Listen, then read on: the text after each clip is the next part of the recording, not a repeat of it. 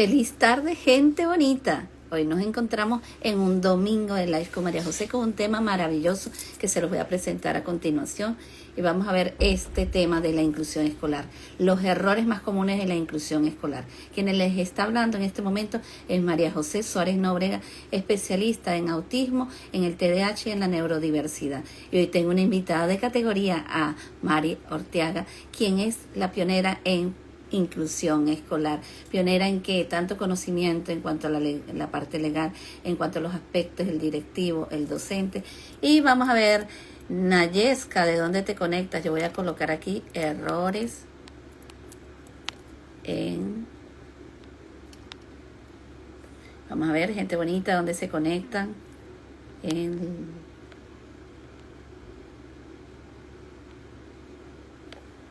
Ok, vamos a colocar nuevamente errores.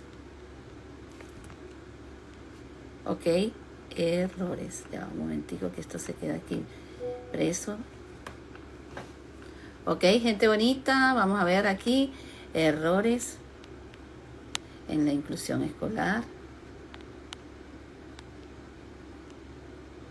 Ok, tenemos a Nayesca, ¿de dónde te conectas? Desde Venezuela.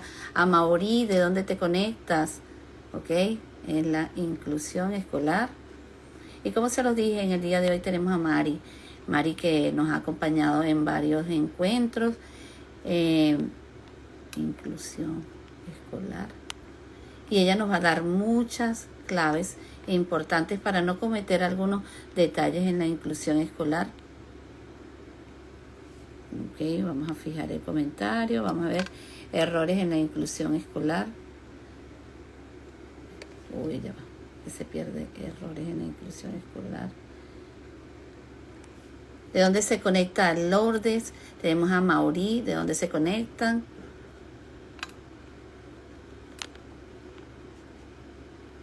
Vamos a esperar que Mari se vaya conectando en la inclusión escolar.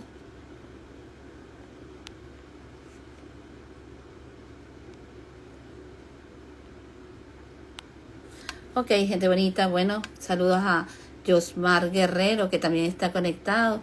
Y hoy vamos a hablar con Funda Cristal, que ya se acaba de conectar. Y quiero que me digan si me ven y si me escuchan, porque había un problemita aquí con la conexión.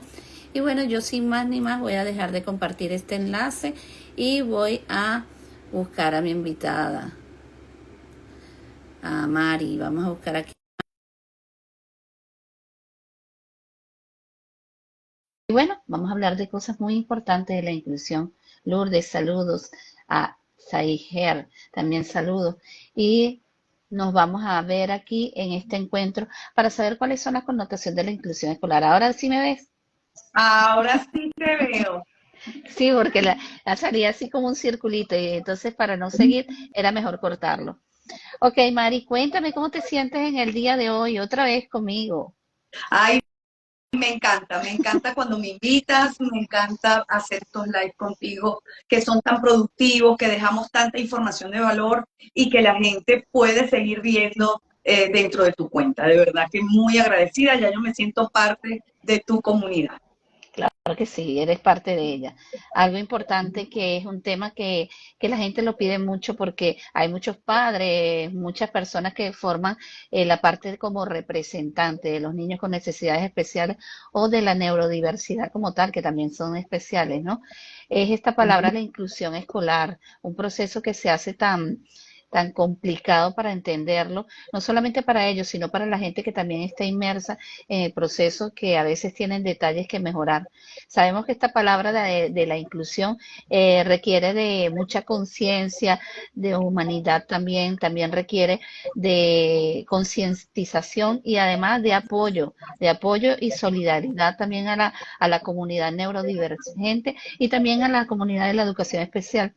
Ahora, Mari, de toda la cantidad de experiencia que tú tienes en lo que es la inclusión escolar, ¿cuál es el error más frecuente que ocurre en la inclusión escolar?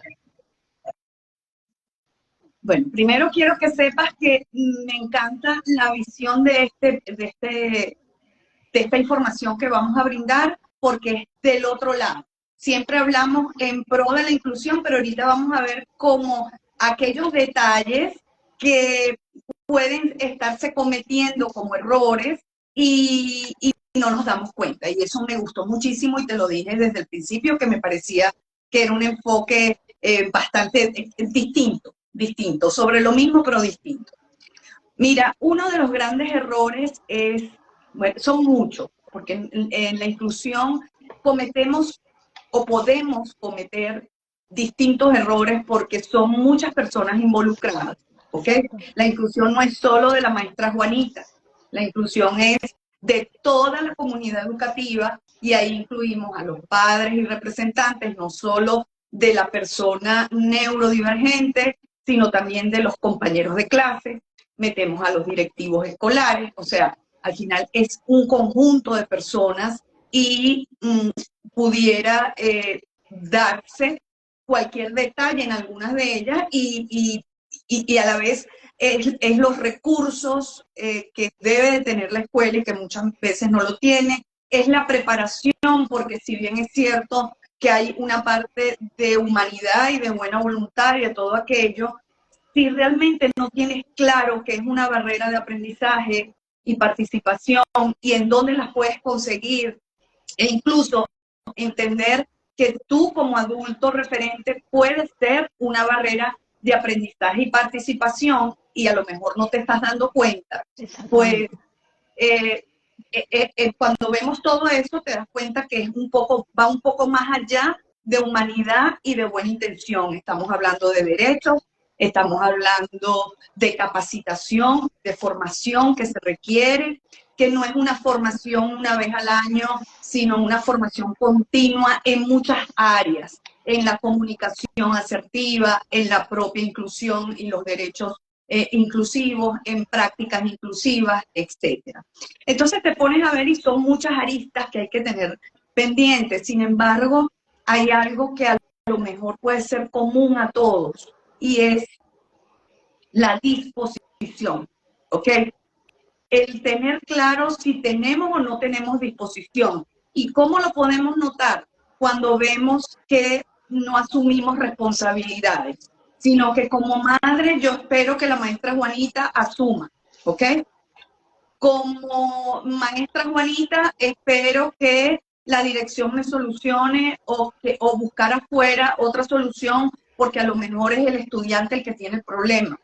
Entonces, al final, es una situación de disposición, de escucha activa, de poderte escuchar a ti, mamá, a ti, representante, donde crees tú que tiene las habilidades y las motivaciones ese estudiante y que me des pistas. A lo mejor las mamás pueden en algún momento no ser muy objetivas, sin embargo, te pueden dar pistas para llegar y para conectar con ese estudiante. Entonces, sí, son muchas cosas, sin embargo, la disposición de todos de trabajar de manera cooperativa, de manera colaborativa, en algo que se llama de manera legal la corresponsabilidad. O sea, hacernos corresponsables cada uno dentro de su ámbito de acción sobre la inclusión, pues eso yo creo que es uno de los grandes errores, pensar que es la maestra Juanita nada más la que tiene que incluir. Sí, y hay algo que dijiste muy importante. Es un proceso donde la participación es total. La participación no solamente, de hecho, el niño participa desde el niño hasta el escalón, por decirlo, más elevado. Aquí hay un equipo que tiene que intervenir. Aquí hay muchas aristas. Aquí este es un proceso en donde se requiere de evaluación, se requiere de tener conocimiento, saber características de la personalidad de cada uno de los chicos que se va a integrar, ver cuáles son las necesidades cuáles para poder determinar una inclusión. Ahora, ¿qué pasa con la Sí, inclusión? La inclusión tiene una arista que a mí me llama mucho la atención, que suele confundirse la palabra inclusión con lo que se llama integrar. Integrar sí, no es lo mismo que incluir, ¿ok? no. ¿Qué pasa? Son muy diferentes. ¿Qué diferencia le podrías poner a estas dos palabritas? Fíjate, no, ni siquiera tenemos que hacer un ejercicio mental. Eso lo buscamos en la Convención de los Derechos de las Personas con Discapacidad y aparece en su preámbulo. O sea, el paradigma de inclusión es un paradigma que considera que las condiciones de vida o que la discapacidad es algo que evoluciona, o sea, no es estático, y que se produce entre la relación o las características de una persona en relación con las barreras que coloca el ambiente y que no los dejan participar plenamente y activamente en cualquier sector donde se encuentre. Entonces, en base a eso, hay una corresponsabilidad social. Ya no podemos seguir viendo la discapacidad como un problema de un individuo que nació con determinadas condiciones médicas o de vida. No, ya no lo podemos ver así. Ya es, a través de este paradigma, es algo que tenemos que todos colaborar y aportar, ¿ok? Porque es una situación que nos compete a todos. ¿Por qué? Porque, bueno, la sociedad está hecha en base a prototipos y dentro de los prototipos no está contemplada las personas con discapacidad. Y eso es uno de los cambios que debe de traer o que deberíamos de generar con este paradigma de inclusión.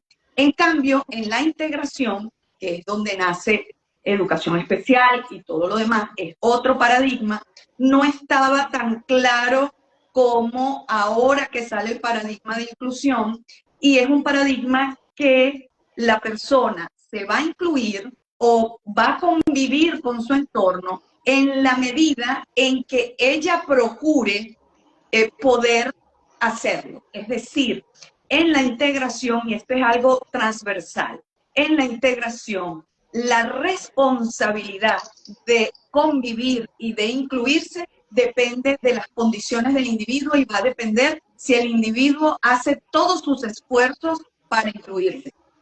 En el paradigma de inclusión, nosotros como sociedad tenemos una corresponsabilidad. ¿De qué? De disminuir o de eliminar las barreras que estamos colocando ante una persona que a lo mejor es muy distinta pues a nosotros, o que tiene unas condiciones de vida distintas, o que tiene unas características médicas puntuales.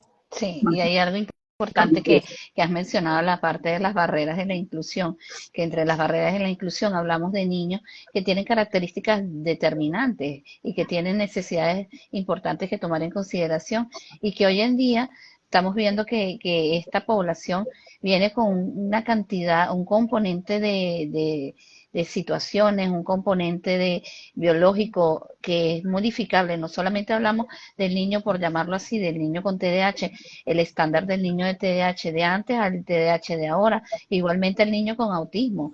Ha cambiado una diversidad de cosas en donde, por ejemplo, yo como especialista a veces se asocian hasta síndromes que son nuevos y uno se queda en el impacto. Ahora, una de las vertientes de la inclusión escolar es esta actualización del docente, que por un lado hablamos de que él tiene que prepararse, porque sí, porque hay una población que viene con unas características determinantes y que requiere que ser atendida de una forma en particular, porque si no cambiamos el esquema de vida y podemos causarle una crisis en particular y hasta excluirlo del sistema, porque una de las cosas que mencionaste, el niño también tiene que incluirse, pero si yo no busco las adaptaciones, él no logra incluirse.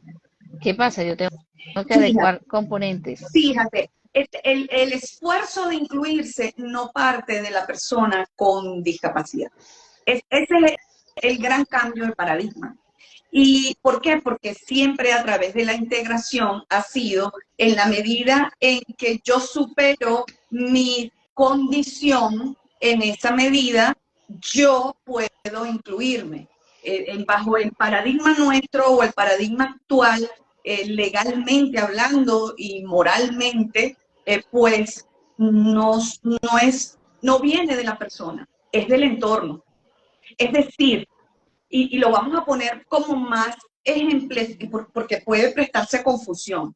Cuando una persona que utiliza silla de ruedas no puede salir solo a la calle a tomarse un café, realmente no es porque no pueda, es porque a lo mejor la puerta de su casa no es suficientemente ancha para él andar, salir con la silla de ruedas. El ascensor a lo mejor no cabe en la silla de ruedas. Y muy seguramente, al menos en nuestros países latinos, las aceras no están hechas pensadas en estas personas. Entonces, estas personas van a necesitar a alguien que los ayude. Eso les genera una discapacidad a esta persona que anda en silla de ruedas. Cuando un niño, una niña autista no hablante va a la escuela y no se le procuran sistemas alternativos aumentativos de comunicación y el niño no puede comunicarse, ahí hay una barrera de aprendizaje y de participación que no depende del niño, porque el niño no va a decir, mire, yo necesito este sistema, depende de todo el conglomerado, depende de mamá y papá si les están prestando ese apoyo dentro de la casa, de llevarlo a la escuela y de que la escuela también lo preste. Entonces se genera la discapacidad no porque él tenga autismo, no porque no pueda realmente hablar, no, sino porque hay unas fallas de comunicación y nadie está disminuyéndolas o eliminándolas, sino que las mantenemos. ¿Por qué? Porque no estamos contemplando que este niño o que esta niña requiere ese sistema de apoyo. Y por eso es la corresponsabilidad de todos, porque somos sin querer, si no es tal como está planteada la sociedad, generamos discapacidad. ¿Ok? Exactamente. Ahora, en el caso del docente, como había yo planteado, de que él requiere su constante actualización, no por la inclusión, por todos los cambios que presenta la población en general, porque la gente habla de la inclusión, tiene que hacer que el docente se fortalezca con formaciones y tal. ¿Qué pasa con esto? Sí necesita, pero el docente necesita estar actualizado. Y esto es una población que viene con una cantidad de características y además de un componente comportamental como los otros niños que requiere de nosotros formarnos, actualizarnos, porque el niño de hoy, que no hablamos de neurodiversidad ni de educación especial, es un niño muy distinto al niño de por lo menos de mi edad. Entonces, ¿qué ocurre? A este niño tiene una demanda increíble y al niño con necesidades especiales también. Entonces, ¿qué pasa con esta? El docente tiene que prepararse. Ahora, ¿por qué entre los errores está pensar de que la educación de la inclusión, la materia de la inclusión, solamente es partidaria de la educación especial, si ellos forman parte de la educación regular? Porque hay una deuda. Es decir, estamos hablando, se empezó a hablar desde el año 90 sobre la escuela para todos, pero es que al final las universidades no se han adaptado a ese cambio. Entonces ya desde allí tenemos una deuda. Ahora, fíjate, la pregunta es, las personas, los docentes que salen formados en educación especial, ¿se encuentran realmente preparados actualmente para afrontar las neurodivergencias y todas las neurodivergencias que existen? Yo creo que tampoco. Yo creo que hay algo que es característico de un educador y es la investigación. Un educador que no investiga, ese educador está quemado porque va a tener un prototipo, va a trabajar en base a un prototipo y va a tener una dinámica rígida, le va a impedir ser flexible. Y hoy en día, como tú dices, no solamente por las neurodivergencias, sino porque ya es conocido la neurodiversidad, que todos aprendemos distintos, que la parte emocional juega un papel súper importante a la hora de los aprendizajes, que no todo el mundo aprende de la misma manera, y esto va mucho más allá de las neurodivergencias. Entonces, realmente el docente tiene que ser investigador. Si no te gusta investigar, tú tienes realmente que sopesar si la docencia es para ti o no. Exacto, y una de las cosas es que es lo que yo te digo, la demanda que aparece a nivel ahorita, en la actualidad, porque a mí se me han presentado a consulta niños que tienen una patología que viene inclusive de bacterias, de bacterias que se han Ujú. asociado a que tienen unos comportamientos muy autísticos y realmente no lo son, no tienen la característica del autismo, pero ello lleva a un desgaste neurológico que los hace comportar de esta manera. Yo pongo ese caso, por ejemplo. Entonces, ¿qué pasa con este docente? Yo pienso que esto de la deuda está muy claro, pero también es el incentivo que tienes tú como docente de darte cuenta que tienes que aprender más y de qué es lo que yo digo. Yo por lo menos no puedo trabajar con la escuelita como yo aprendí, pues la escuelita como yo aprendí está en desuso, ya es la arcaica. Entonces, ¿qué Sí. ocurre? Hoy en día me piden aparatos electrónicos, me piden dinámica, me piden apoyos visuales, me piden muchas cosas que yo tengo que ajustarme y adaptarme y darme cuenta que muchas veces esta inclusión escolar para el docente resulta ser un apoyo importante. ¿Por qué? Porque yo hago adecuaciones que tal vez mi grupo regular también las necesita un incentivo. Entonces hablamos de que tenemos que apoyar mucho al niño de la educación especial, dándonos cuenta que el niño de la educación regular también de esos apoyos también les sirve bastante. Entonces yo pienso que a veces vemos como si esto fuera una división de salón, aquí, aquí y aquí. Exactamente. Entonces aquí estamos divididos y como estamos divididos, este es el que, bueno, hay que ayudarlo más y estos pueden estar más libres. Y resulta ser que no, porque muchas veces nos damos cuenta que estos niños que están en la escuela regular tienen una cantidad de situaciones de las cuales no se tomó en cuenta en su integración escolar, porque la integración escolar no es Fíjate, solamente María, la educación especial. y lo que hablas es muy cierto. Cuando, y es más o menos similar lo que viven las familias, cuando llega a un salón de clase un niño neurodivergente, puede ser la oportunidad para ese docente de cambiar sus estrategias de enseñanza, de Exactamente. renovar sus recursos didácticos. Lo mismo sucede en las familias. Cuando llega un niño, una niña neurodivergente a una familia, empezamos a desconstruir una cantidad de mitos y creencias que teníamos sobre la crianza o sobre lo que valorábamos en un momento determinado y a través de este niño vamos cambiando. Y esto tiene mucho que ver con la inclusión, porque también se ve muchas veces que la familia o el representante se proyecta en la maestra situaciones no resueltas dentro del hogar. ¿Ok? Exactamente. Le exijo a esa maestra que haga cosas que yo realmente no estoy haciendo y que me resuelvan, pero me es más fácil solicitarla a otro, responsabilizar a otro, que asumirlas yo desde casa. Entonces muchas veces pedimos inclusión a la maestra Juanita y resulta que la inclusión debe de empezar por casa.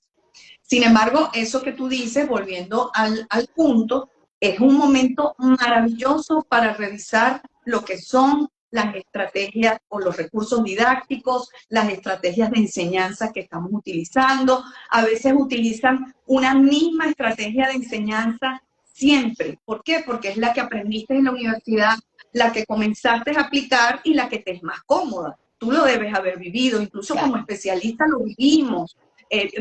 O sea, nos educan bajo una determinada línea y cuando estás en el trabajo tú dices, bueno, yo voy a aplicar hasta aquí esta línea y me voy hacia otro lado porque este niño necesita otra cosa. Exactamente. ¿Ok? Exactamente. Y eso es una de las controversias que yo tengo día tras día con lo que se llama la figura de el pasante. El pasante que va a una escuela en donde muchas veces requiere más de motivación de parte de él a integrarse a un grupo. Entonces, ¿qué ocurre?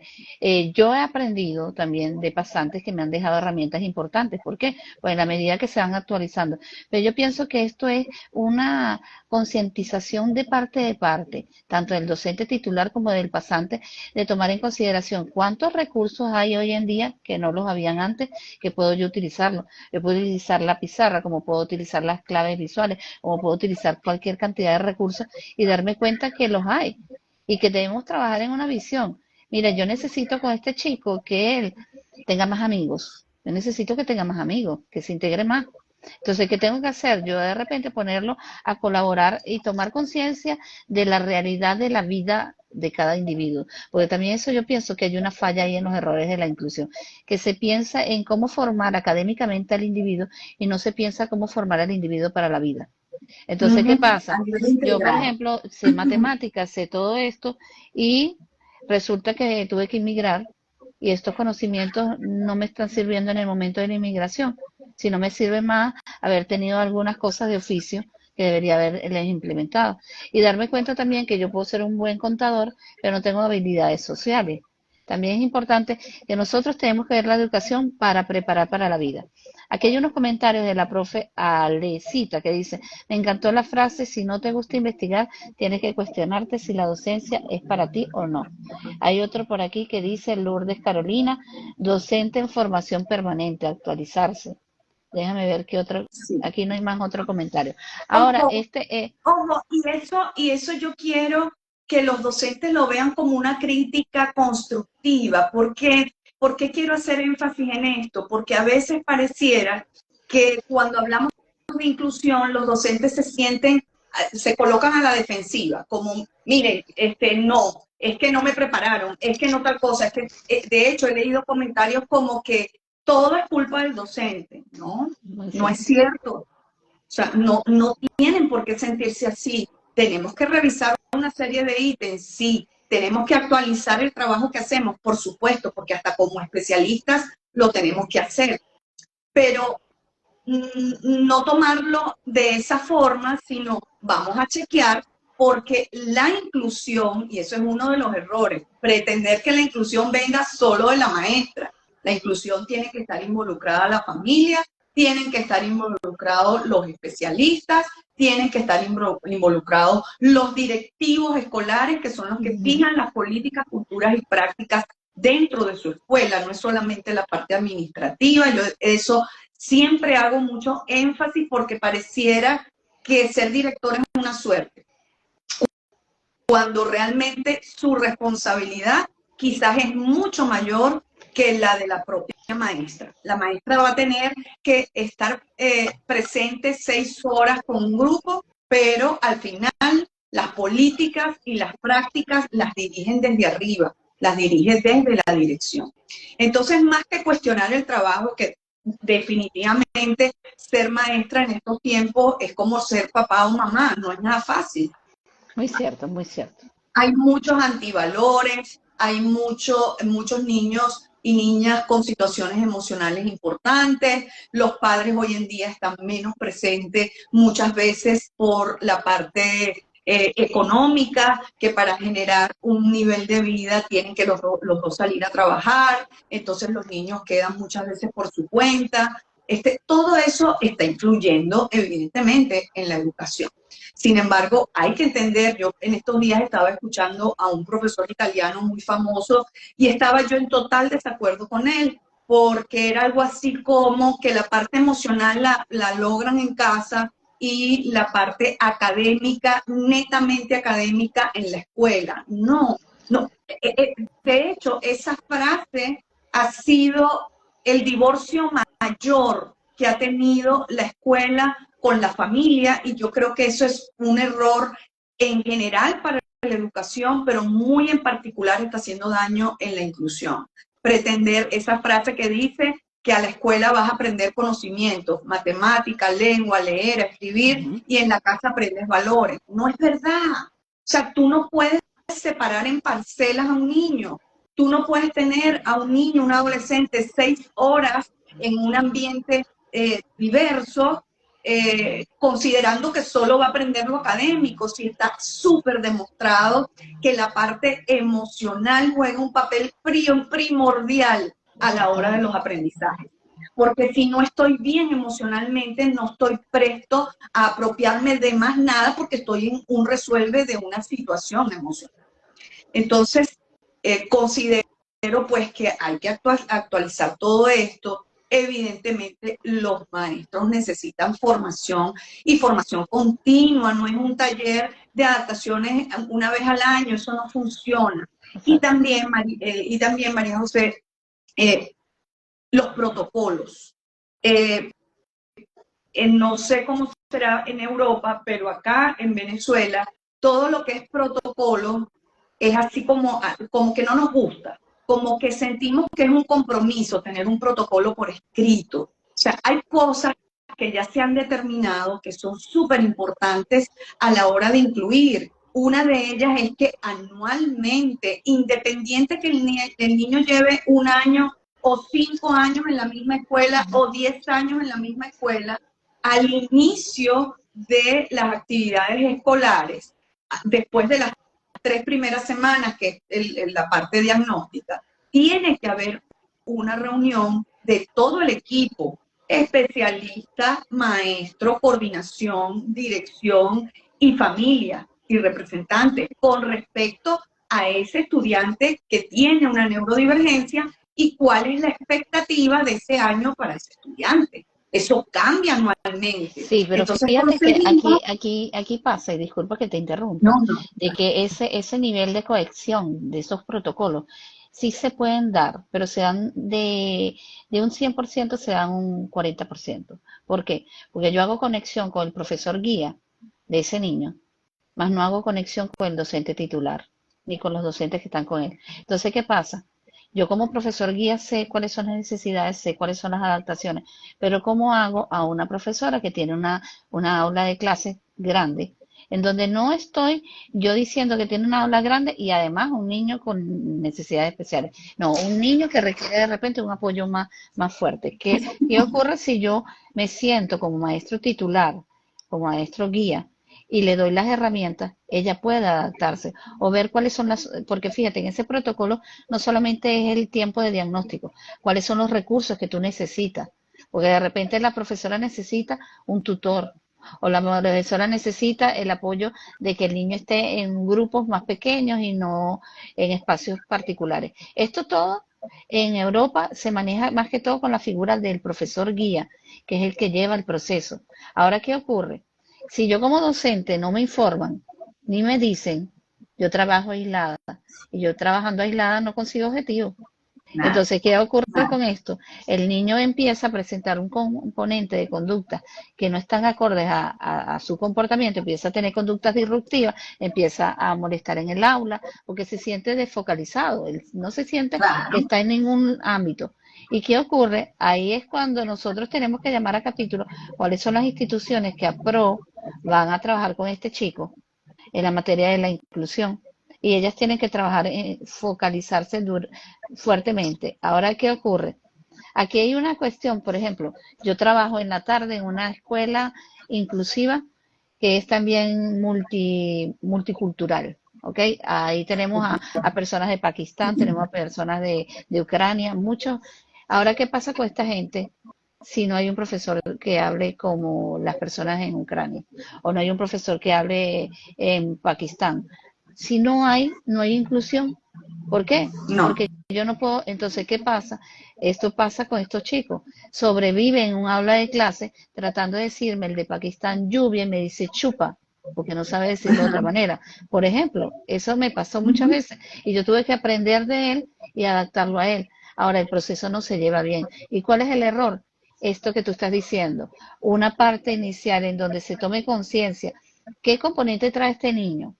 Ese es un niño que tú lo sacabas afuera y a él le gustaba montarse en los árboles, porque su hábitat era así, silvestre. era eso. Entonces, ¿qué pasa? Yo tengo que hacer unos ajustes. No lo puedo tener todo el día montado en el árbol, pero tengo que darme tiempo que él se vaya ajustando también. No se lo puedo quitar totalmente. Porque lo primero que hizo el niño al yo abrirla del aula, salió corriendo y se montó en el árbol. Y yo lo dejé. Claro, claro. Y yo lo dejé, pero fíjate, eso es un ajuste que hay que hacer. Pues yo tengo que respetar porque él habla así, porque el medio le gusta así, qué actividades le gusta también. Pues yo estoy rompiendo no solamente una inclusión escolar, una inclusión social también. Entonces, hay algo importante que yo veo aquí. Todo tiene que ir encauzado desde el primer día que yo firmo un papel para tener una persona con necesidades especiales. Primero tiene que haber una reunión en donde todo el mundo que esté inmerso en el proceso de él tiene que saber, tiene que opinar y tiene que Total. entender. ¿Por qué? Pues yo como maestra no sé ni tengo idea qué es un síndrome de Down y lo incluyeron. Oye, explíqueme qué es eso, porque es así. Ajá, ella tiene que investigar, pero todo el equipo podría ayudar en esa concientización. Claro, O como la claro, maestra, ahí, es como por claro. ejemplo, yo a veces le digo a la maestra, mire, no le enseñe las cifras complejas, enséñele las básicas y hable de las monedas y de los billetes. Háblele de eso, que eso le va a servir para la vida. ¿Y qué pasa? Ella empieza a hacer sus ajustes. Ah, bueno, que los otros chicos no van a utilizar este mismo sistema, pero él va a estar más inclinado en esto porque yo lo necesito. La figura, fíjate algo importante para estos niños, la figura del semanero, que el niño llame la atención en el aula. ¿En qué sentido? Ujú. Reparte los colores, reparte las carpetas. Esto es un incentivo para que el niño se integre. Son cosas miniaturas Claro. que yo como especialista lo sé y tengo que decírselo a la maestra, porque si no el proceso no se da. Ahora hay un proceso que a mí me llama mucho la atención, que es la parte de la negación de la comunidad, aceptar las diferencias. Ah, bueno, porque es que yo tengo mi hijo y él está sentado al lado de Mari y Mari hace estereotipia. Y eso no puede ser. A Mari la ponen en el otro lado o yo saco al niño de la escuela. ¿Qué me hablas de este factor que perjudica el proceso de inclusión por parte de la comunidad educativa? Fíjate, es que cuando hablamos de inclusión, hablamos como iniciamos, de toda la comunidad educativa. Y ahí se tienen que incluir, o sea, cuando tú tienes protocolos, tú sabes cuál es tu plantilla dentro de la escuela, de cuántos niños neurodivergentes estamos hablando, cuál es tu porcentaje. Tú en base a eso tienes que establecer protocolos. No es el mismo protocolo para un niño que llega con problemas conductuales a un niño que viene de Pakistán. No es lo mismo. Hay que buscar, obviamente vas a abrir un proceso de inclusión, pero no es lo mismo. No es lo mismo abrir un proceso para María Pérez que abrir un proceso para los niños con síndrome de Down, porque Exacto. no vas a poder abrir o sea, cada inclusión es distinta, porque cada persona, independientemente de su diagnóstico, tiene características propias. Entonces, vamos a abrir un proceso de inclusión de acuerdo a ese individuo que está ingresando y de acuerdo a la estructura escolar que tenemos. ¿Ok? Para eso, para llegar a ese tipo de protocolo, definitivamente tiene que haber una reunión previa anualmente. Eso no es que ya lo conocen y no importa, no, sí importa, porque el año siguiente no va a estar la maestra Juanita, sino la maestra María José. Y ya allí Exactamente. hay una variante. Y ya allí María José va a poner en su clase cosas distintas porque no son la misma persona, la maestra Juanita y María José. Entonces el niño va a afrontar allí unas barreras distintas a la del año anterior. Pero eso pareciera que cuesta mucho comprenderlo. O no sé si es algo de comodidad. Por otro lado, hay mamás que sienten que la respuesta educativa no está llegando a su hijo y necesita el poder hablar y el poder ser escuchada activamente. O sea, que realmente yo sienta que esa directora, que esta maestra, realmente me están escuchando. No puedo sentir que me están escuchando cuando la maestra me dice, usted sí es insistente, quédese tranquila. No, tú no le puedes decir a una mamá, quédese tranquila, porque definitivamente eso va a generar más ansiedad. Para que una mamá se quede Exactamente. tranquila, tú tienes que decir, necesito de su hijo, me está costando esto, esto y esto a mí. Necesito que a mí como adulto me deje herramientas. Tráeme a la especialista del niño. Eso genera tranquilidad en una mamá, pero lamentablemente no está ocurriendo así. No. Lamentablemente las mamás a veces tienen que insistir demasiado para hacer una reunión. Fíjate que a mí no me gusta comparar el sistema americano porque es muy distinto a nuestra idiosincrasia y nuestras vivencias, y su sistema de inclusión es muy diferente al nuestro. Sin embargo, ellos tienen protocolos, ellos se caracterizan en general por hacer protocolos de todo. Entonces, ellos ni siquiera es anualmente, es varias veces al año. Y hay niños que van a meritar que te reúnas varias veces al año, porque tienes que hacerle un seguimiento. Y a Sí, veces y además que no, tú lo sabes mejor, Mari, que hay cambios comportamentales de los individuos con necesidades especiales cuando existe uh-huh, una medicación de por medio, por ejemplo, que es lo primero que yo siempre le digo a los padres. Hay aquí un cambio, hay una medicación, hay que ir a tocar la puerta de la medicación. Ya eso uh-huh, requiere de un compromiso de reunión. Hay que reunirse y hay que sí, exigirle a la mamá, mira, él se está autolastimando, agrediendo, perdón, sí, y yo tengo que buscar la salida de esto porque no me está sirviendo. Y hay una cosa también, ser unos buenos observadores y darnos cuenta de lo que está bien y lo que no está bien. Muchas veces se penaliza al docente porque él dice, bueno, mira, él hoy se lastimó, él hoy se paró, él se rió demasiado. ¿Y qué pasa con esto? Esto es algo de que nosotros tenemos que tener conexión con la familia, definitivamente, porque también el docente no puede trabajar como si estuviera en una isla. Él tiene que trabajar con la familia y la familia darse cuenta que si yo le estoy diciendo que hoy fue un día en donde él golpeó a un compañero, por ejemplo, o no se adaptó o no quiso hacer alguna cosa, los padres tienen que seguir una misma línea de acción. ¿En qué sentido? Pues si claro, aquí no hay una conexión, aquí también el proceso de la inclusión falla. ¿Falla por qué? Porque si hay algo que yo no sé si tú lo has visto, Mari, pero es este proceso de duelo por parte de los padres. Es un proceso muy difícil en cuanto a la aceptación del diagnóstico, pero tenemos que darnos sí. cuenta que estamos tratando de trabajar en base a las necesidades de este niño.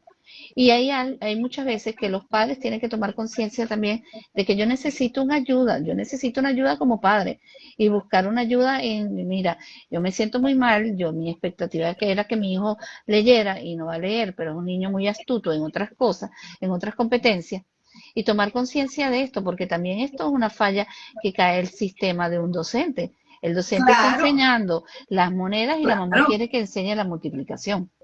Entonces, hay algo que o nos sentamos en la mesa y sí, ponemos los puntos claros. Es como yo le sí. decía a alguien, mire, yo no me gusta hacer tal cosa. Por supuesto que lo hago, pero no lo hago tan excelente como el que le gusta. Es decir, yo tengo que hacer Uh-huh. ya una adecuación en eso. Ahora, yo quería leerte unos comentarios que decía aquí Mirada Psicopedagoga, que dice, todos tenemos una cuota de responsabilidad en la inclusión. Después había otro comentario más adelante que decía, Josefa, es así, la escuela, hogar deben ser un matrimonio, ¿ok?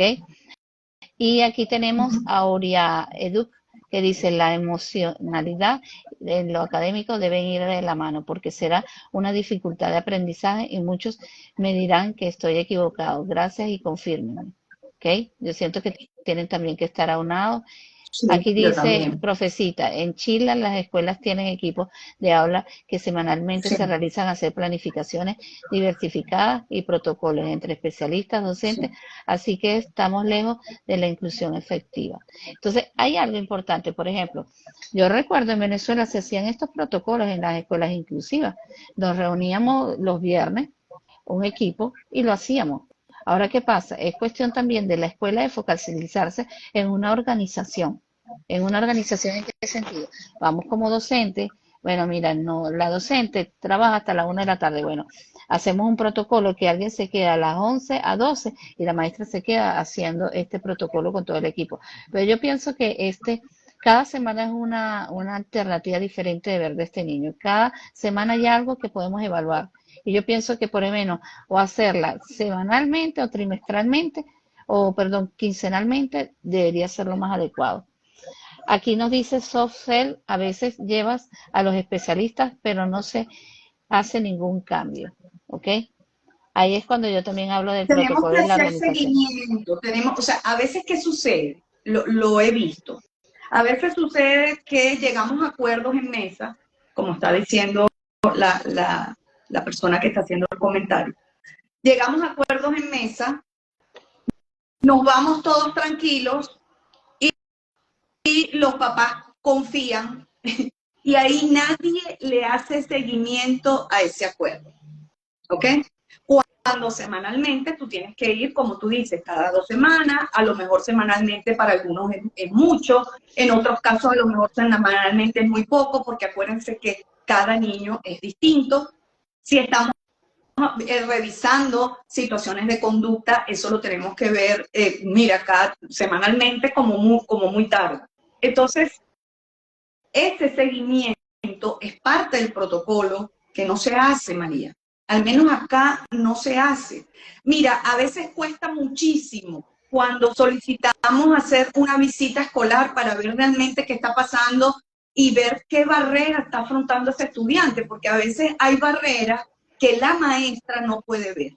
Y está bien, o sea, no está mal, o sea, no es algo de que la maestra no está capacitada, no, es que la maestra no se está fotografiando, no tiene un espejo mientras da la clase, no se está viendo, ¿ok? Entonces ella puede tener algún punto ciego y ser ella misma sin querer, sin darse cuenta, lo somos a veces los padres, muchas veces también, sin darnos cuenta y somos quienes estamos colocando la barrera. Entonces para eso se necesita esa mirada objetiva de esa otra persona que va y hace esa visita escolar.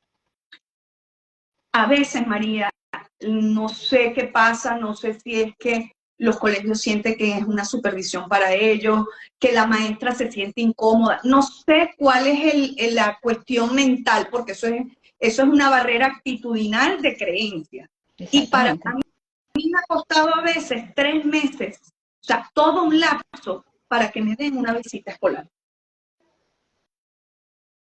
Claro.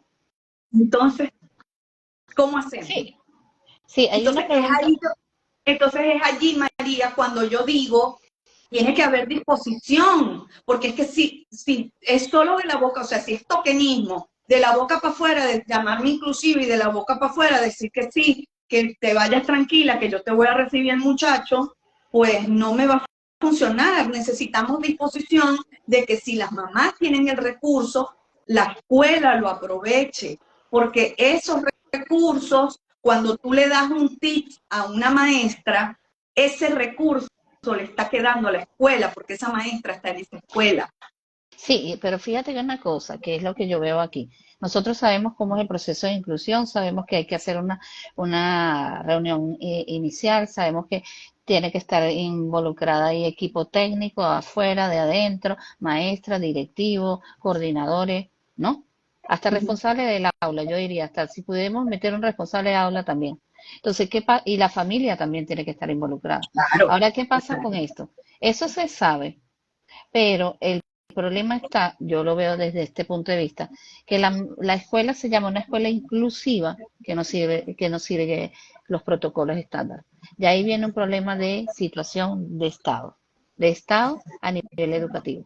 ¿Qué pasa? Yo tengo la fulanita, la fulanita, la fulanita escuela, y el proceso universal es hacer la entrevista inicial, hacer los acuerdos, poner a alguien que monitoree el proceso, y cada ponte, no voy a hablar de cada 3 meses, este va y otra vez recauda los resultados, se reúne y vamos y se termina el año escolar, porque ¿qué pasa? Llega al final del año escolar y es un niño que primero se dice, él repite, esa es la palabra, la palabra que desencadena caos, repite, después vienen los calificativos, que el niño se siente así, emocionalmente el niño cayó en descenso, el niño muchas veces es desertor escolar porque sin darnos cuenta el niño se enferma sin darnos cuenta por qué, cuál es el motivo. Y la madre está cansada porque no ve soluciones. Entonces, ¿qué pasa con esto? Yo pienso que aquí tanto la madre, que es el proceso también principal de dar la apertura de su hijo, debe también ponerse visor a que tiene que asistir a la escuela, tiene que exigir los derechos de su hijo y una de las cosas, tiene que estar encima del proceso. Mire, el niño vino con una nota en rojo que dice, no terminaste, estuvo muy mal. Mire, señora, el niño se sintió mal, porque no se siente valorado, se siente que no sirve para nada.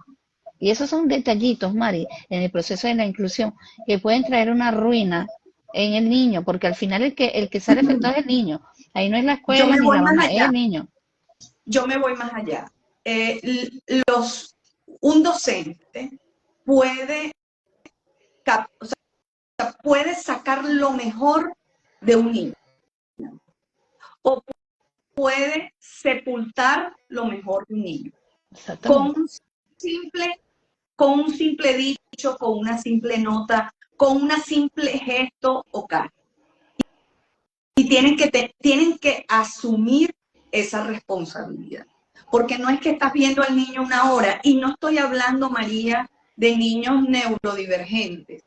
Estoy hablando, a lo mejor Los neurodivergentes, lo que te va a decir a lo mejor les causa shock, pero los neurodivergentes quizás son más resilientes que los neurotípicos, para que sepan. Exactamente. ¿Ok?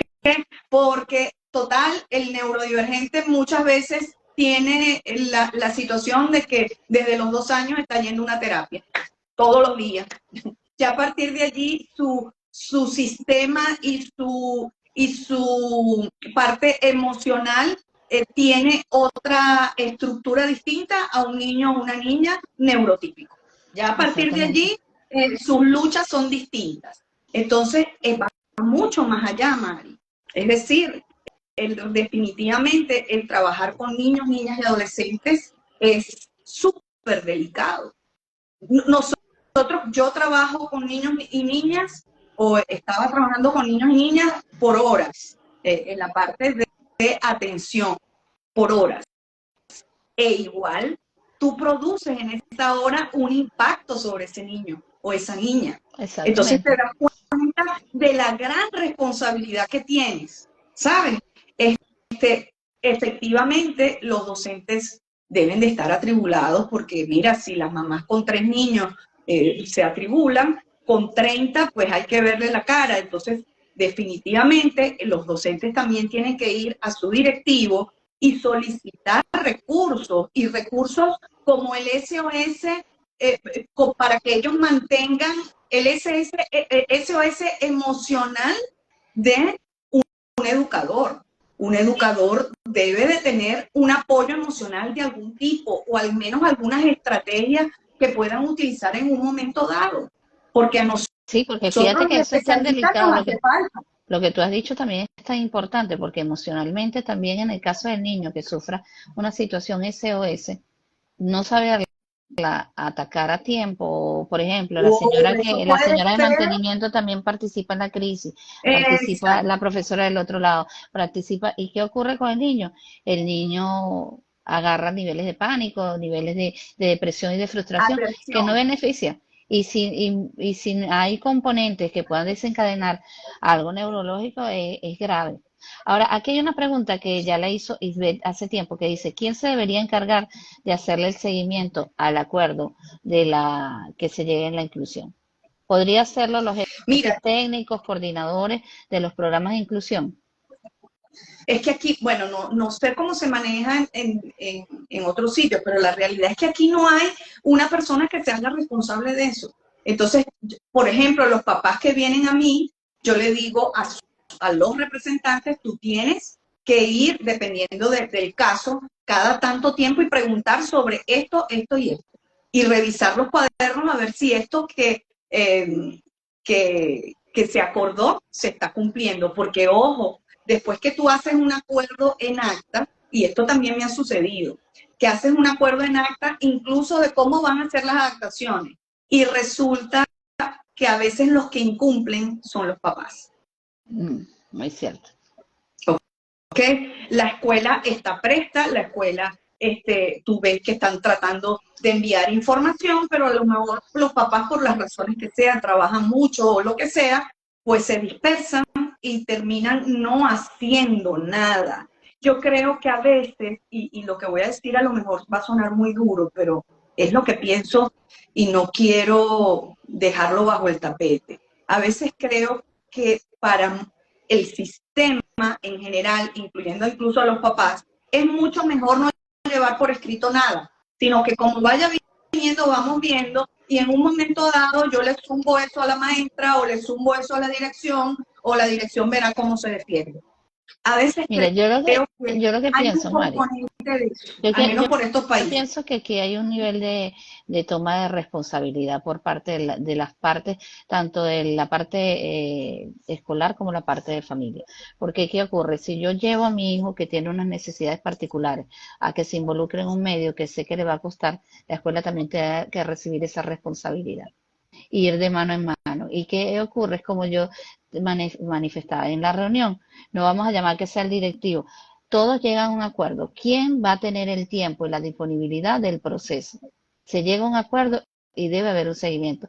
Pero es como tú dices, se establecen una cantidad de actas en donde muchas veces se infringe lo que es la política y la temática de esto.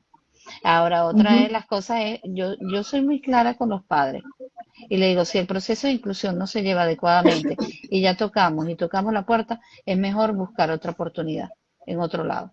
¿Por qué? Porque estamos haciendo perder el tiempo al niño, el niño está quedándose con una cantidad de etiquetas que no sirven para nada. Aquí dice Sí. María Andreina, en las escuelas quieren, es un niño perfecto, ya no es así, no quieren aceptar a los tutores y ven al niño como un problema. También Sí, nos dice, por las experiencias previas donde esos primeros encuentros se han manejado de lo peor, de la peor manera, ese recurso de tener el acompañamiento no es aprovechado. ¿Cómo se debería hacer? Bueno, primero que el recurso del acompañamiento tiene que existir. Ella también nos hace otro comentario. Muchísimas maestras de aula ven esas visitas de acompañamiento como personas que van a juzgar su trabajo de aula y no es así. Y fíjate, una de las cosas, no bueno, solamente juzgar el trabajo de aula, sino que son personas que hay unas que lo toman muy aceptadamente, pero hay otras que realmente sienten que son supervisores. eso, Entonces, ¿qué pasa con exacto. esto? Mira, Aquí no. Ujú. de hecho, es así lo que estás diciendo, María. Hay personas que van a hacer el acompañamiento y tienen como la idea de, saben lo que es inclusión, saben lo que se van a conseguir, saben perfectamente cuál va a ser su trabajo y hasta dónde llega. Pero hay otras que no. Y en vez de ser un generador de bienestar para la maestra, para el niño, para todo el entorno, se vuelve un poco disruptivo. He tenido casos que he tenido que llevar y cuando me doy cuenta, grandes profesionales, pero no tienen las características para tutorear o para acompañar dentro de un aula, y entonces van a vigilar a la maestra y literal se sientan a notar todo lo que la maestra está haciendo inadecuadamente. Ese no es el trabajo del acompañante. Exactamente, ¿no? Eso no Y es el fíjate, trabajo del acompañante. una de las cosas, yo lo veo desde este punto de vista, ¿no? Porque la concepción que tengo yo como profesional es que yo tengo que dejar algo en ese niño y tengo que sentarme con ese niño a darle como dice, unas caricias para que él pueda entender el proceso, para que él se sienta feliz, para yo darme cuenta que es un niño con TDAH que va a ver la mosquita que yo nunca vi, pero tengo que decirle, bueno, vela y ahora vuelve y llega, así, porque es así. Sí, es Entonces, ¿qué así. pasa? Son niños que me van a mover los pies, son niños que van a ser muy inquietos y yo le voy a decir, si esperas 2 minutos vas a salir a correr en el patio. Y él sale y corre un rato y vuelvo a meterlo en el aula y así estoy y logro objetivo. Pero ¿qué pasa con esto? El apoyo para el niño es el apoyo para el niño, la adecuación es para el niño. Si la maestra no hace la adecuación como tal, yo la guío, pero yo sigo dándole el apoyo que yo sé que necesita el niño. Porque es lo mismo que yo vaya con Mari y Mari está renuente, que no le parece, y yo voy y me doy un golpe con la pared, me doy un golpe, voy a seguir dándome el golpe con la pared, me quedo ahí sentada a ayudar al que pueda ayudar. ¿Qué es lo que yo digo? Es la ética también lo que te induce, qué es lo que necesita el niño. Sí, pero fíjate que hay estudios de otras partes de lo que hacen los tutores en otras partes, de lo que hace un acompañante en otras partes. Entonces, si estamos ante la ruptura de un paradigma que es de integración e inclusión, que vemos que la visualización del individuo es totalmente distinto y la visión de discapacidad es totalmente distinta, esa persona que va a hacer el acompañamiento en el aula tiene que ir con la visión renovada, nueva, transformadora. Tú no puedes meter a una persona allí con la visión de supervisión, de integración, porque va a ser un manejo totalmente inadecuado de lo que se está buscando. Entonces necesitamos personas que conquisten espacios, que no llegue a luchar con la escuela, que llegue a conquistar una maestra. Fíjate que son dos posiciones sutilmente, pero muy distintas. Si yo llego en son de lucha, yo voy a estar todos los días cuestionando tu trabajo. Si yo No, y llego en fíjate son una de cosa, conquista, yo también me pongo en el puesto del docente, porque yo he llevado tutores escolares y eso. ¿Y qué ocurre? Muchas veces la profesora tiene herramientas, pero a veces no le da chance de sentarse individualmente con el niño. No, No le no le da da, chance, no le da, no le da no chance. le da. Entonces, ¿qué ocurre? La maestra puede estar muy apresta, pero si el tiempo no le da o la dinámica del grupo es fuerte, porque hay grupos que son fuertes y hay niños también Sí. incluidos. Entonces, ¿qué ocurre? Yo tengo que hacer un apoyo para el maestro. No puedo ser una persona que lo vaya a juzgar totalmente. Ahora, si existe el caso de que hay la realidad y que yo veo que la maestra dice para qué lo hace y para qué lo hace y para qué lo hace, ahí yo puedo debatir, pero tengo que estar consciente de una cosa. La maestra y el tutor escolar o la persona de apoyo, que también son estos departamentos de apoyo estudiantil, donde hay un psicólogo, un psicopedagogo, ellos tienen que apostar e integrar a este niño socialmente. No me importa si sabe o no sabe esto, socialmente él tiene que estar integrado. ¿Por qué? Porque hay gente que no aprendió o no estudió muchos años y hoy en día se desempeña en cargos importantes.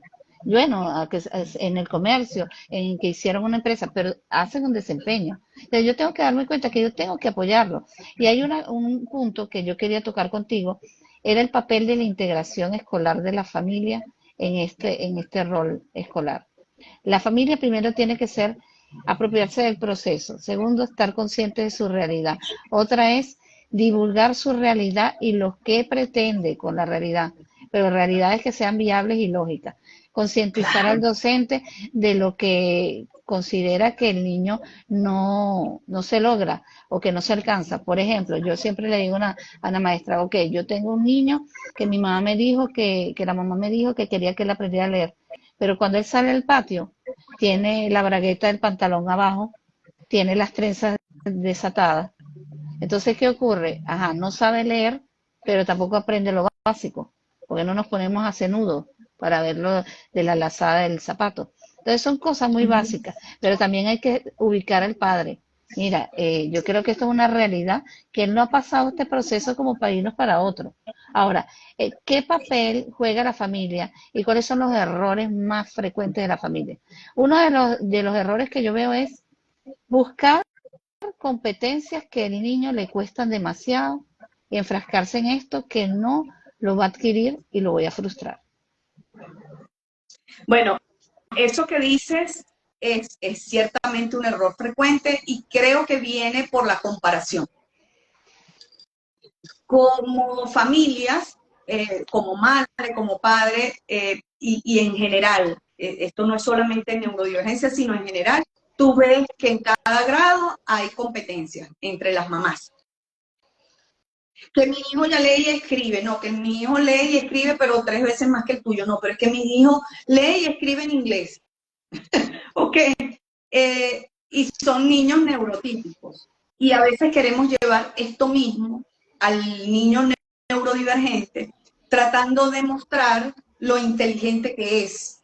Ojo, tener una neurodivergencia no significa que eres más o menos inteligente, es sencillamente algunas características puntuales de una condición específica. No tiene que ver con el coeficiente intelectual de una persona. ¿Ok? Entonces, los padres que tienen hijos neurodivergentes tenemos que aprender a colocar el ego en el punto adecuado. Dejar esos egos, esas competencias y decir, mira, ego, te quiero mucho, pero tú te pones de este lado porque yo no voy a estar comparando a mi hijo. Yo a mi hijo lo comparo con el mismo. ¿Qué ganó mi hijo en diciembre, de diciembre a esta fecha? Eso sí, no pases un mes sin revisar qué le dejaste a tu hijo en ese mes y qué le dejó la escuela a tu hijo en ese mes.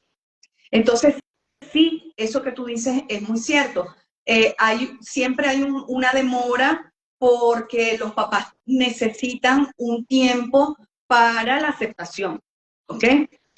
Salvo que ya tengas experiencias previas familiares, normalmente la aceptación implica entender de qué va la condición, a veces desconfigurar creencias limitantes que tenemos con respecto a ciertos temas, y eso es un tiempo, María. O sea, eso no se da en automático. Y lo ves cuando tú ves que una mamá está recién con el diagnóstico de su hijo, tú ves que empieza a hablar y cuando nombran el diagnóstico se ponen a llorar. Es precisamente eso. ¿Qué tienes que hacer? Buscar apoyo. Las que puedan buscar apoyo, buscarla. Con un acompañante, como tú dijiste en alguna parte, hay familias, no solamente la representante o la mamá, sino familias que necesitan ayuda y abordaje terapéutico, ¿okay? Para poder seguir avanzando. Y mucho también va a depender del tipo de condición de la que estamos hablando. Al menos en teoría, los niños y niñas que necesiten mayores apoyos, pues el impacto familiar va a ser mucho mayor. Entonces ahí es muy necesario buscar ese apoyo terapéutico también para la familia, los hermanos, los padres.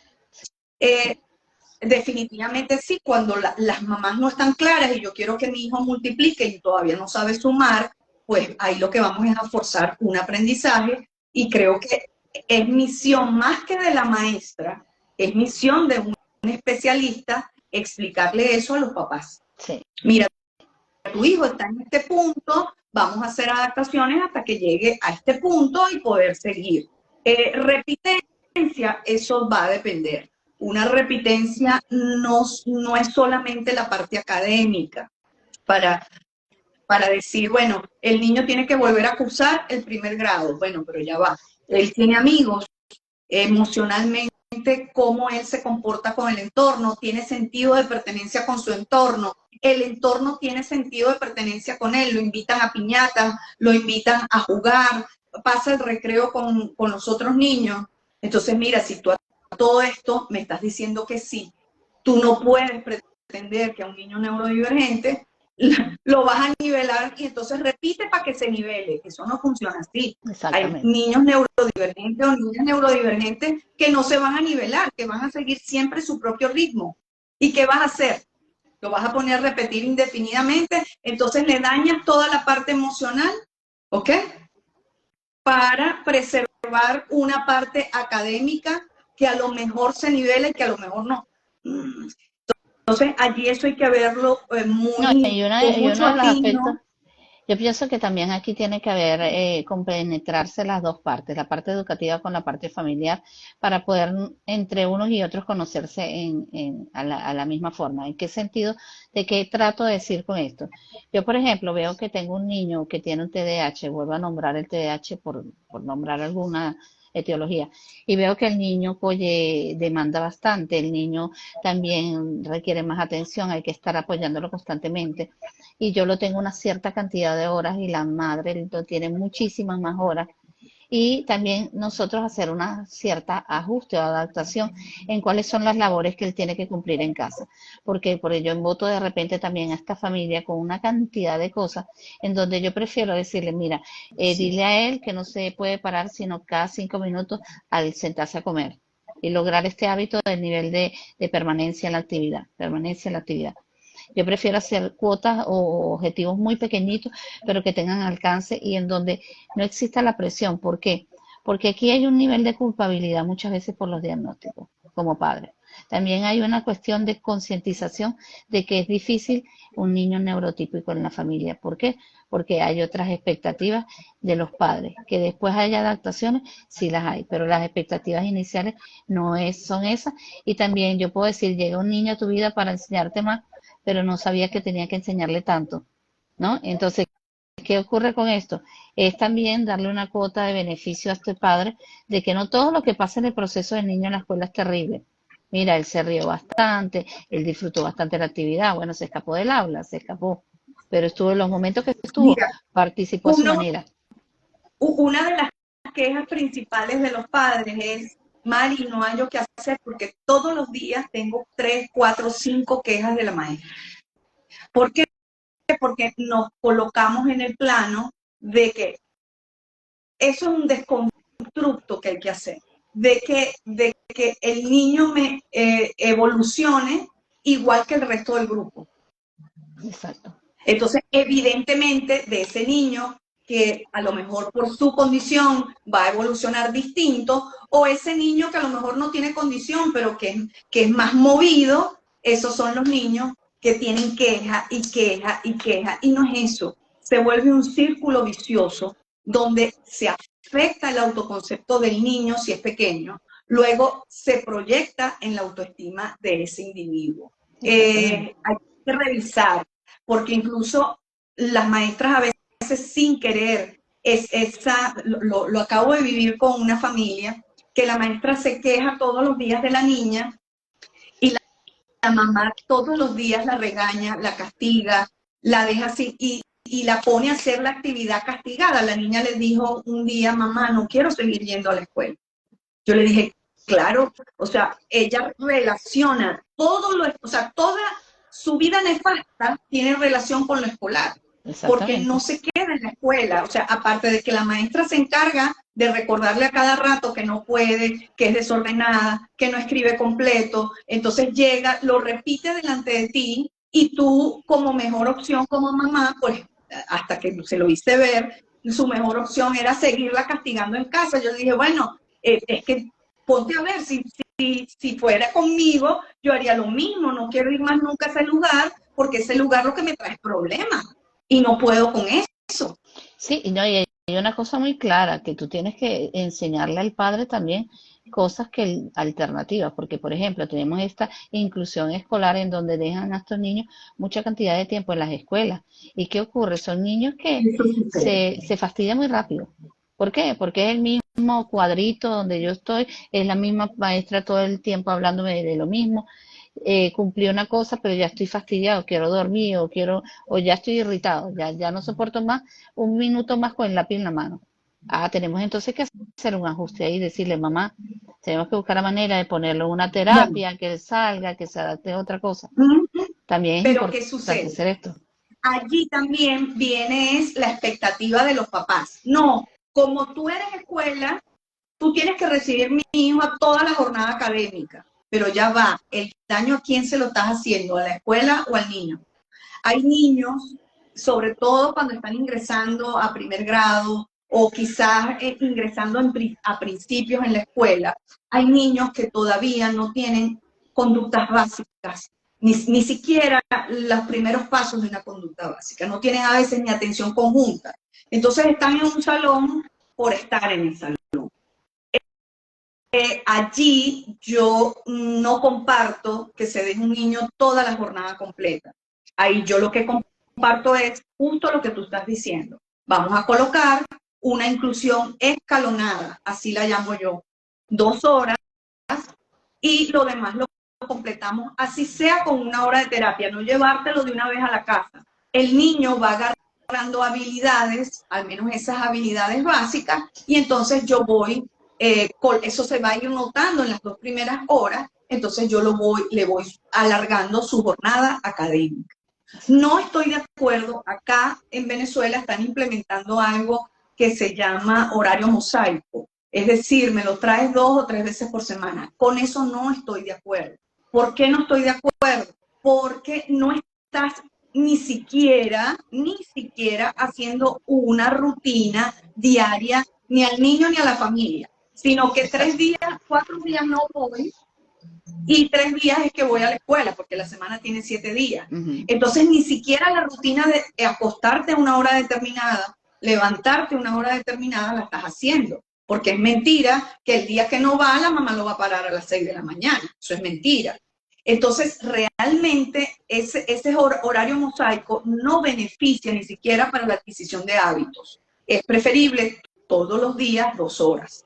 Pero hay mamás que no comprenden eso y es más, para algunos niños, no te voy a decir que todos, pero para algunos niños, toda la jornada se vuelve algo violento, sobre todo los niños que tienen desafíos en la parte de integración sensorial. Esos niños, esa inclusión a la jornada completa, un niño de 3 años con unos desafíos sensoriales importantes, con unas conductas básicas que todavía no las tiene ni siquiera iniciadas, pues mira, eso es aversivo desde cualquier punto de vista que lo No, veamos. y fíjate que, por ejemplo, nosotros en la escuela inclusiva, que estamos en la tarde, nosotros establecemos, por ejemplo, actividades que son muy lúdicas, nada que ver con la parte académica, hacemos mucha parte, esa para la última parte. Y una de las cosas es también las necesidades básicas que tiene este niño, de jugar, de comer, de dormir y todas esas cosas que en una jornada tan larga no lo pueden tener. Y de repente el niño está desgastado, está ya al tope. Y eso es lo que ocurre con estos niños cuando no se hacen estos ajustes, empieza a agarrar un componente de conductas inadecuadas que entonces lo llevan a la casa, entonces la escuela no lo está ayudando, la escuela lo está perjudicando. Pero ¿por qué la escuela perjudica? Por llamarlo así, porque es que el niño tiene una jornada demasiado extensa en donde no le permiten respirar. E incluso pongo la situación de, por ejemplo, Miguel. Miguel está en la escuela. Él llegó a hacer unas terapias ABA. Salía 2 horas él salía los miércoles y los viernes, 2 días. Solamente con esos 2 días que él iba, el cambio fue radical de su comportamiento. ¿Por qué? Porque él sabía que venía el día que él ya no iba a estar tanto tiempo en la escuela. Él le costaba mucho entender las actividades. Entonces, ¿qué ocurre? Le costaba, tenía desorganización y la terapia lo estaba organizando. Ahora, ¿qué ocurre? Si yo no establezco con los padres de acuerdo, mira, yo puedo empezar con un padre a decirle, ¿por qué no lo vienes a buscar 2 días a la semana?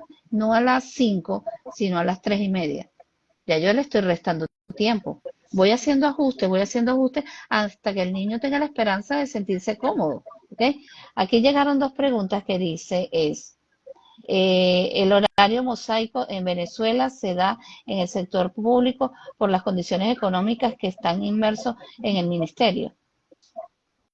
No, no, no siempre. O sea, sí en el sector público fue donde las colocaron más, sobre todo en época de pandemia, se colocó eso, cuando se reactivaron las clases post pandemia y entonces quedó eso como por allí.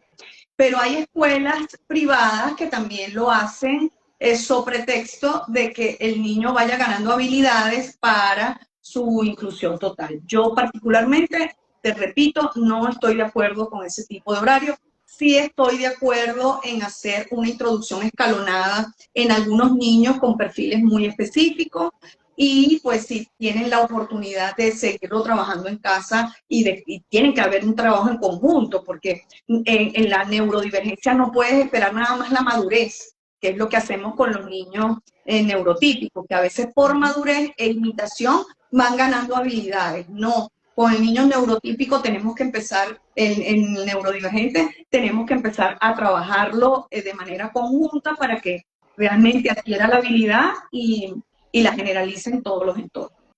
Sí, y una de las cosas también es nosotros darnos cuenta de que el ambiente debe tener ajustes y el niño también tiene ajustes que necesita. Porque, por ejemplo, hablo de mi experiencia también aquí, por ejemplo, los aislantes de sonido, que son lo que se coloca aquí en las orejas, muchas maestras no les gusta. No les gusta porque consideran que eso es un medio de distracción. Y el niño cuando tiene este problema sensorial, que es el que me estás hablando, el niño no puede, de hecho, se irrita por cualquier situación, el timbre de la escuela es chilloso, o de repente en el patio hay muchos niños que están gritando, o simplemente un ruidito los altera. Entonces tenemos que estar también claros de una cosa, de los ajustes que necesita este niño y los ajustes que la escuela también debe darle al niño. Aquí tenemos un comentario de Angelina que nos dice, lamentablemente, muchos padres tienen expectativas muy altas por lo que se les explica, orienta y observan sobre los desafíos y conductas básicas. Ahora, ¿qué ocurre con esto? Yo no puedo eh, penalizar a mi hijo porque sus comportamientos sean fuera de lo estándar normal cuando yo veo que hay un niño que cuando llega a su mamá sale corriendo desesperado o se queda en el vidrio también pasa, el niño se queda en el vidrio de la sala buscando cuando llegue su mamá y su papá. ¿Qué quiere decir eso? Que él tiene necesidades como la tienes tú como adulto y lamentablemente hay que hacer ajustes en alguna cosa. No solamente hacer terapias, también podemos meterlo en actividades deportivas, actividades en donde, mira, yo voy a hacerlo cada viernes, voy a irte a buscar más temprano. Ese tipo de cosas trae una connotación importante. Ahora, Mari, el tiempo se agota y hay muchas preguntas todavía por hacer. Y hay muchos errores, porque fíjate, no hemos hablado ni siquiera del directivo, no hemos hablado de las entes gubernamentales, no hemos hablado también de los factores externos de la escuela, porque yo también es importante darnos cuenta el error que comete de repente una persona en el área de la asistencia de limpieza que solapa de repente que el niño ve, déjelo aquí que yo lo cuido y el niño no puede estar aquí o se mete en una crisis. Eso también son factores que son pequeñitos pero son importantes. Porque ¿qué ocurre? Total, son importantes, claro que Hay sí. algo importante que yo quiero también hacer una acotación aquí. El docente de repente no tiene todas las herramientas, pero está en un proceso de que se está adaptando. El que lleva el barco es el docente. Estamos muy claros. Quien lleva ese barco, esa aula escolar es el docente. Y muchas veces hay atropello de personas externas. Es que yo veo que usted le habla de una forma así y de repente esa es la manera de hacerlo. O de repente usted lo pone en la esquina y yo tengo que aplicarle un tiempo fuera al niño porque está desbordado. Entonces, ¿qué ocurre con esto? Yo pienso que cada uno en su cuadrado en el proceso de la inclusión. Yo no puedo decirle al psicólogo que lo que él está diciendo no sirve, pues yo no soy psicólogo. Es como No. una madre, no me puede decir, la madre me dice, mire, yo sufro, quien tiene el niño en la casa es ella es la que sabe. Entonces, yo pienso que todos los entes son importantes. Ahora, Mari, ¿tú Sí, crees que sí. pudiéramos irnos a la segunda parte de este tema? A la segunda y a la tercera, porque definitivamente de inclusión, mira, hay mucha tela que cortar, hay muchas cosas que tenemos que madurar, hay muchos cambios que se están generando incluso en el propio sistema, porque es una cuestión de estructura del sistema, pero que se están generando, al menos aquí en el país, bastante importante. Por ejemplo, los cambios a nivel de educación especial, que salieron las nuevas concreciones de educación especial, que es justamente abrirse a la inclusión e ir transformando progresivamente, porque las transformaciones importantes no se dan de un día para otro, ir transformando lo que es la educación especial en este país.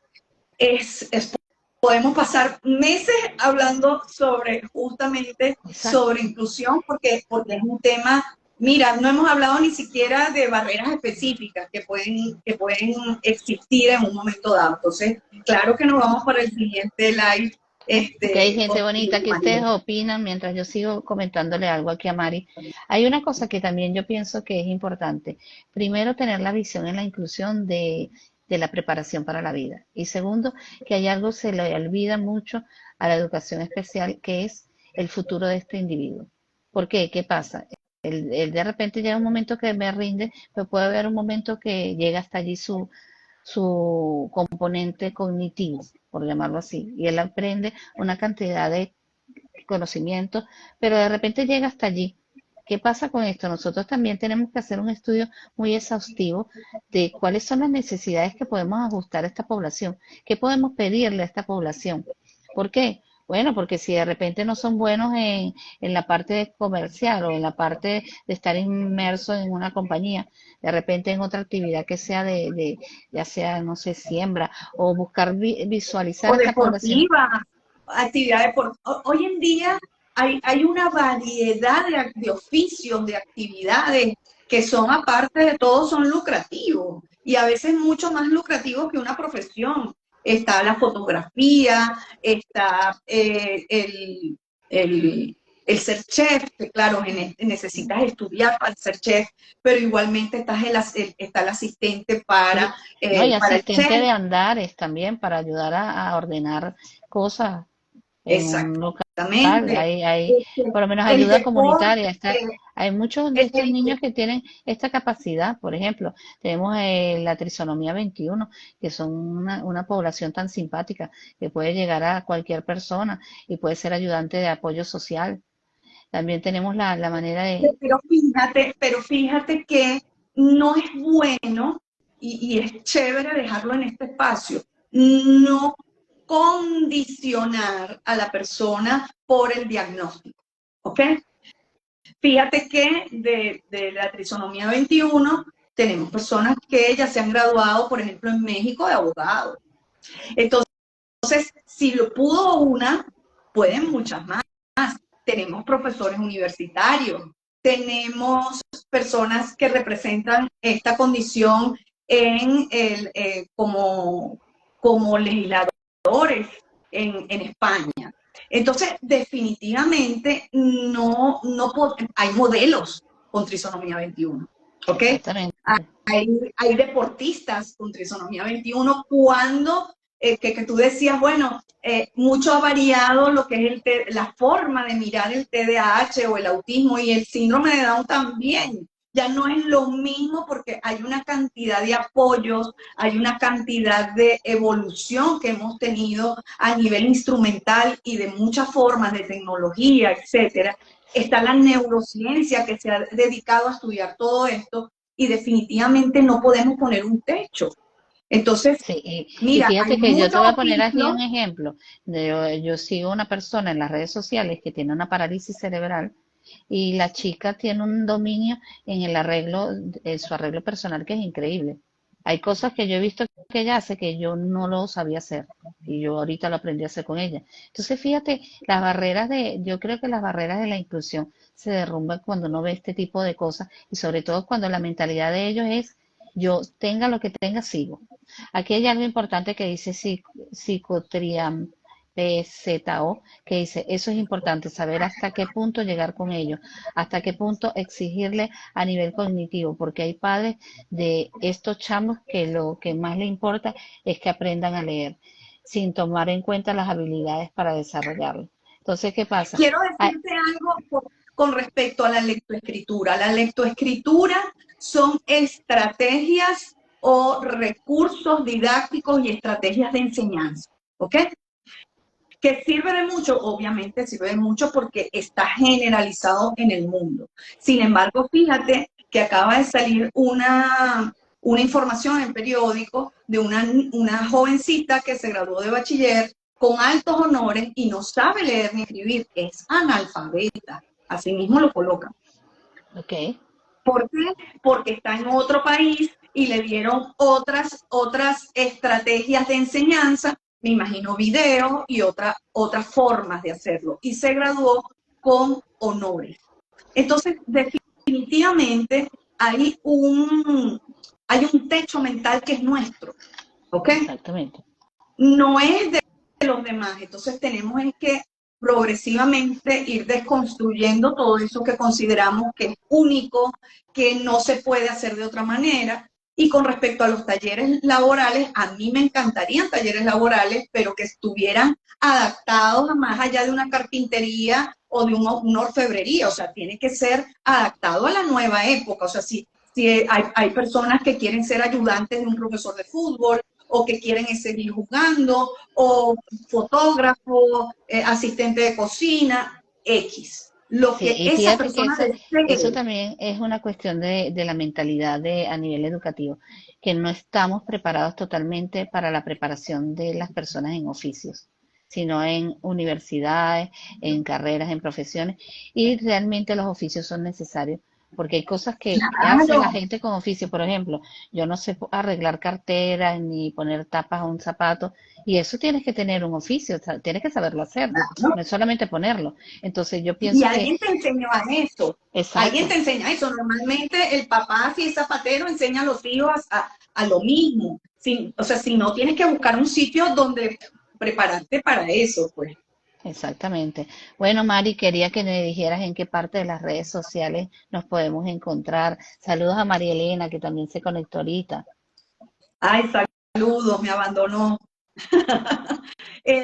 Bueno, las redes sociales es Instagram, @funda.cristal con Y. Estamos también en Facebook como @fundacristal, ¿ok?